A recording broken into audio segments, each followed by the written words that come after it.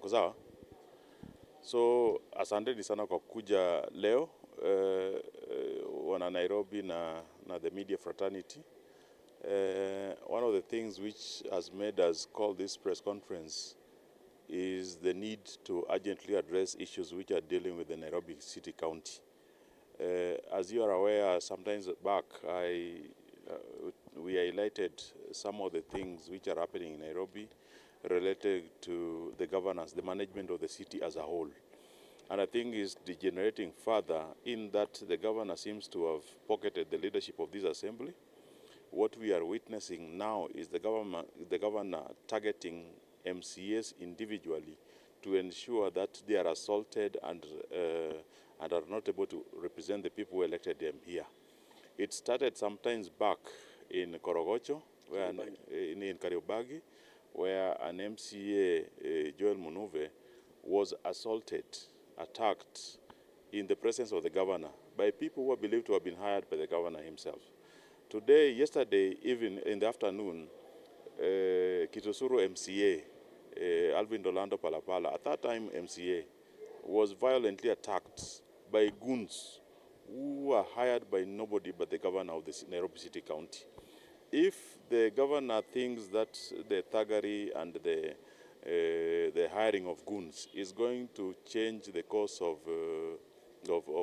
his performance, I think he is very deluded in that, because I don't think that violence should be the way the leaders should go. I don't think that if you disagree with the MP or the governor, then you should be assaulted, or the president, you should be assaulted or done something wrong. What we are witnessing in Nairobi today is a result of the governor feeling that he is above the law. He cannot be held to account. He knows that he has held the assembly hostage, that the speaker is his personal friend, that they cannot stand up here and demand for Nairobi to be managed better. We are seeing a little bit of lip service being done all over Nairobi, cleaning and so on.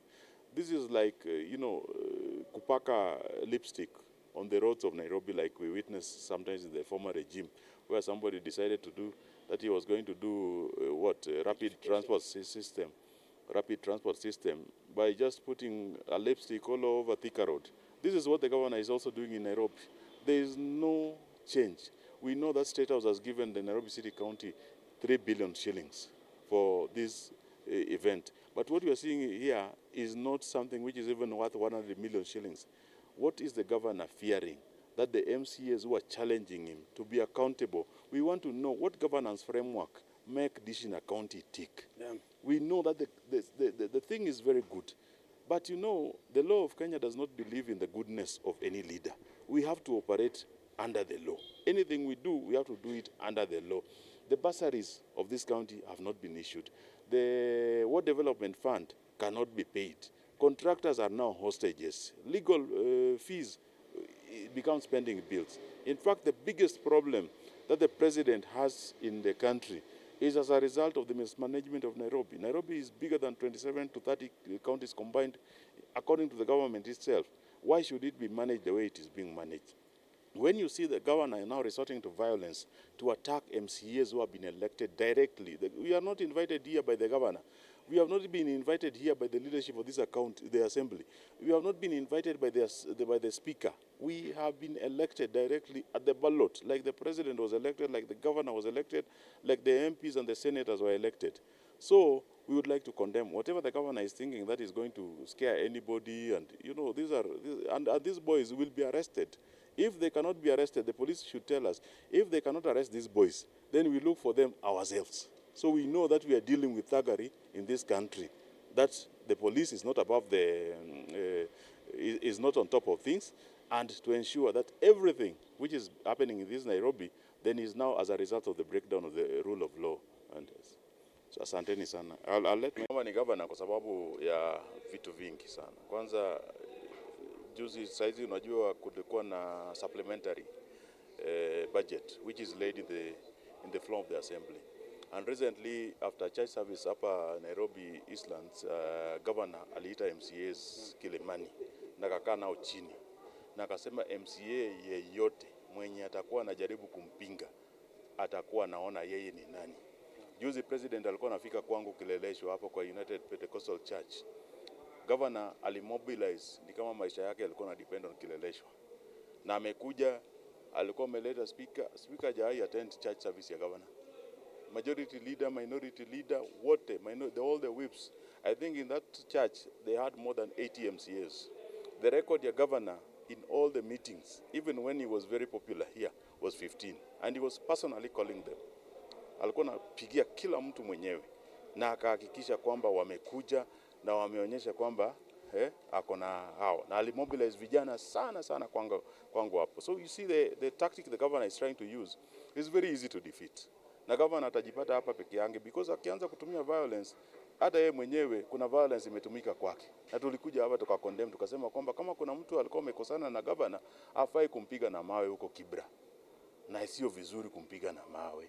Tukasema kwamba governor apatie, wakati hapa alikuwa anataka kushikwa bila kuacha assembly ifike hata the first budget. Tulisema kwamba governor nataka kujua huyu governor ni wa aina gani.